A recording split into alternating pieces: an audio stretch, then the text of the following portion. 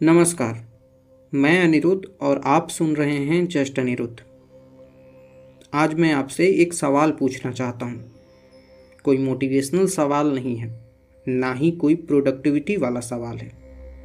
बस एक थोड़ा असहज कर देने वाला सवाल है कि आप कौन हैं।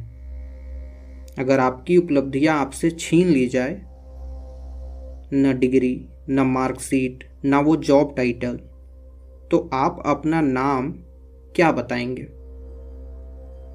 अगर कल सुबह सब कुछ खत्म हो जाए, सर्टिफिकेट, पद, पहचान, सोशल मीडिया का बायो, तो आप कौन हैं? इस सवाल पर हम अक्सर रुक जाते हैं, इसलिए नहीं कि जवाब नहीं है, बल्कि इसलिए कि हमें कभी वहां देखने की आदत ही नहीं डाली गई। बचपन से हमें खुद को एक रिज्यूमे की तरह पेश करना सिखाया गया। इतने नंबर आए, ये एग्ज़ाम क्लियर किया, यहाँ काम करता हूँ, इसकी तैयारी कर रहा हूँ। धीरे धीरे बिना महसूस किए हमारी पहचान शर्तों वाली बन गई। अगर सफल हूँ तो मैं कोई हूँ, अगर फेल हुआ तो मैं छोटा हो गया। अगर अचीवमेंट है तो वैल्यू है, अगर नहीं है तो खालीपन। लेकिन क्या सच में हम इतने ही हैं, या ये सिर्फ वो चीजें हैं जो हमारे साथ जुड़ी हुई हैं? अब एक ऐसे समय की कल्पना करिए कि जब शोर एकदम ना हो रहा हो, एक शांत पल, कोई नहीं पूछ रहा कि क्या करते हो, कोई तुलना नहीं हो रही है, कोई जजमेंट नहीं है और कोई डेडलाइन नहीं है। वहां बस आप हैं और आपकी सांसें हैं। जब ध्यान देंगे आप, तो आपको पता चलेगा कि उस पल में भी आप मौजूद हैं। आप महसूस करते हैं, आप सोचते हैं, आप डरते हैं, उम्मीद करते हैं और सवाल भी पूछते हैं। तो साफ है कि आपका अस्तित्व उपलब्धियों से नहीं बना।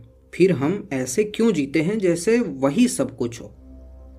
अब अगर हम भागवत गीता की बात करें, तो भागवत गीता की शुरुआत जीत से नहीं होती। वो शुरुआत होती है एक टूटे हुए इंसान से, और जिसका नाम था अर्जुन। अर्जुन योग्य थे, प्रशिक्षित थे, सम्मानित थे, लेकिन भीतर से बिखरे हुए थे। और कृष्ण का पहला उपदेश रणनीति पर नहीं था, वो पहचान पर था।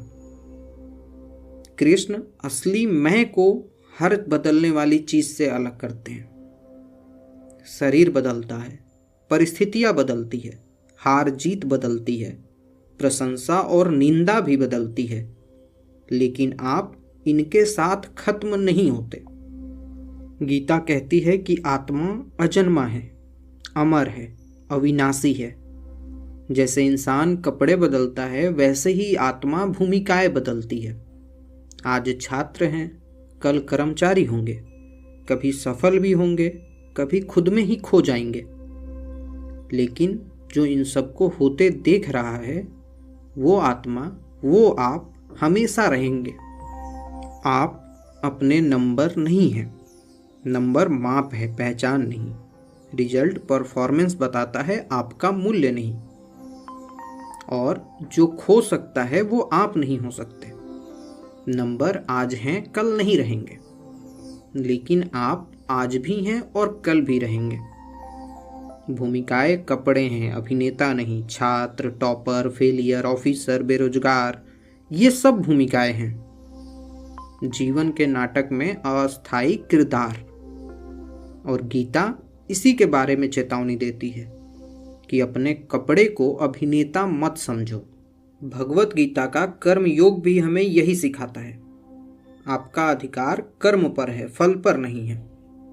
आप सफलता नहीं है, आप ईमानदारी से किया गया कर्म है। उपलब्धियां घटनाएं हैं, चरित्र पहचान है। और घटनाएं आती जाती हैं, लेकिन चरित्र उन सबके बीच में भी रहता है। तो सच में आप कौन हैं? उपलब्धियां, अंकों और पदवी के बिना आप आत्मा हैं, शाश्वत, सचेत और पूर्ण। इसलिए अगली बार जब दुनिया आपसे पूछे कि आप क्या करते हैं, तो बाहर से जवाब दे दीजिए, लेकिन भीतर याद रखिए कि आप 2 पैरों पर चलता हुआ रेज्यूमे नहीं हैं। आप इंसान हैं, सचेत और रोज बनते हुए, और यही पर्याप्त है। मैं था अनिरुद्ध और आप सुन रहे थे जस्ट अनिरुद्ध।